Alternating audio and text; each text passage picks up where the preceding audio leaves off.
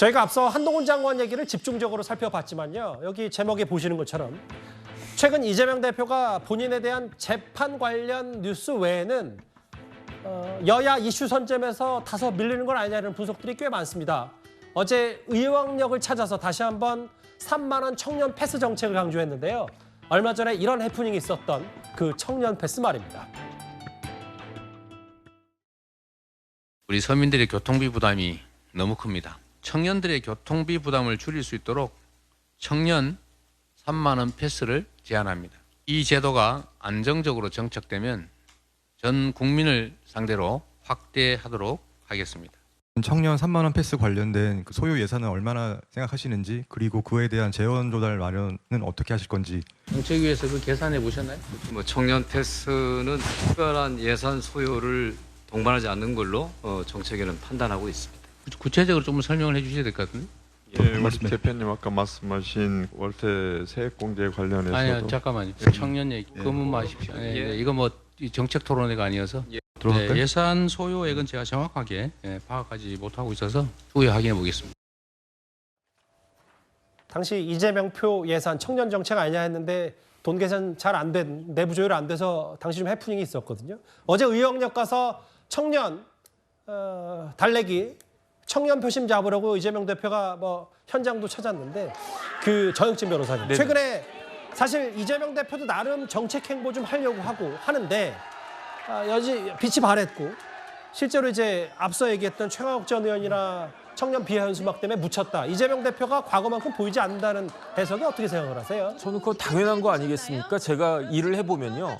어떤 사람이 형사재판의 피고인이 되면 아무 일도 못해요. 한 달에 한 번 재판해도 이게 계속 그 생각만 하게 되는데 이재명 대표 지금 사정이 어떻습니까? 일주일에 2번씩 형사재판 나가야 돼요. 그러면은 일주일에 그 하루 쉰다라고 치고 월화수목금 토까지 일을 한다고 해도 결국은 2번 그 형사재판 나가면 나머지 나흘 동안에 제대로 생각을 할 수가 있겠습니까? 여기에다가 12월 11일에 뭐가 있느냐? 위중교사죄 관련해가지고 공판 준비기일이 있거든요. 이제 위중교사죄는 월요일 한다고요. 그러면은 월요일, 화요일, 금요일 이렇게 재판을 해야 될 텐데 주 3회가 이제 기정사실화가 됐네요. 주 3회가 어떤 주는 어떤 달은 주 3회가 되는 경우도 있단 말이죠. 예. 제 생각에는 웬만한 사람 가지고는 그다음에 이 재판이 그냥 뭐 간단한 재판입니까? 이거는 본인의 정치적 생명을 떠나가지고 거의 남은 여생을 좌지우지할 수 있는 그러한 재판이 이렇게 중대한 재판들이 있고 또 거기에다가 수사까지 또 남아있지 않습니까? 뭐 법인카드도 있고 뭐 쌍방울도 있고. 그러게요. 제가 봤을 때 제대로 지금 당무를 처리한 것처럼 보이는 것 자체가 아주 대단한 것이다. 저는 그런 생각이 듭니다. 재판 출석 때문에 이제 당무를 제대로 볼 수 없는 현실이 됐고 어제는 현장을 찾았는데 이제 다음 주부터 또 본격적으로 다시 또 화금 뭐 내일도 재판이 있는지 모르겠지만 여전한 재판 리스크가 있는데요. 노돌 교수님. 사실 이제 그런데 야당에서 최근에 지금 여당이 야당을 비판했던 게 윤석열 정부가 다시 되돌리려고 했던 원전 예산들을 많이 삭감했고 근데 또 문재인 정부 신재생에너지는 또 돌려놨고 다음 화면 보면 이재명 대표 예산은 또 야당 의원들이 다 관철시켜가지고 이거 대선 불복 아니냐 여당에서 이런 비판도 좀 있었던 것 같거든요. 글쎄요, 저런 것은 좀 점잖게 말하면 그야말로 우리 헌정 체제를 인정하지 않는 것이고요. 나쁘게 말하면 거야의 행패다. 횡포가 아니고 행패라고 생각합니다. 여러분 다 아시겠습니다만 우리 헌정 체제에서 예산 관련해서는 분명한 권한이 주어져 있습니다. 정부는 예산 편성권이 있고요. 국회는 심의 의결권이 있습니다. 그리고 국회에서는 삭감은 할 수 있지만 증액은 마음대로 할 수 없습니다. 증액을 하려면 자신들이 하더라도 정부의 동의를 받아야 됩니다. 그런데 저와 같이 일방적으로 뭐 이재명 표 예산, 자신들의 공약을 실천하기 위해서 저렇게 하는 것은 지금 대통령 선거라는 그 최종 헌정 체제 결과를 인정하지 않는 그런 상황이 돼버리는 거죠.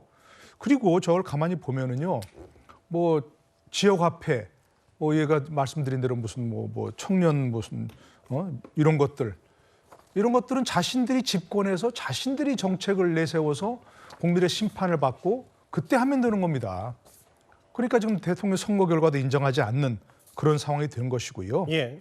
유일하게 할 수 있는 게 제가 보기에는 돈 나눠주는 정책밖에 없나 하는 그런 생각할 수밖에 없거든요.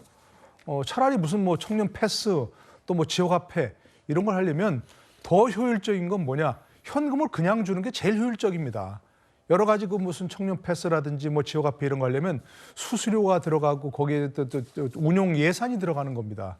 그러니까 예를 들어서 1,000원을 쓴다면 한 500원밖에는 실제 혜택이 안 돌아가는 거죠. 그러니까 여러 가지 보면 마치 야당에서는 자신들이 집권당인 것처럼 지금 얘기하고 있거든요. 생각하고 있고 좀 행동을 하고 있거든요. 앞으로 물론 뭐 증액 예산을 마음대로 되는 거야 아니고 정부의 동의를 절차를 그렇죠. 거쳐야 되는 거니까 마음대로는 안 되겠습니다만 이 국민들이 지금 이 현재 민주당이 하는 것들을 잘 보시면서 내년 총선에서 이와 같은 행태를 계속 용인할지 예. 이걸 결정해야 할 그런 시간이 오고 있는 것 같습니다. 이재명 대표가 안 보인다는 평기가 좀 여러 가지 나오는 모양인데 청년 행보 관련 얘기까지 길지 않게 만나봤습니다.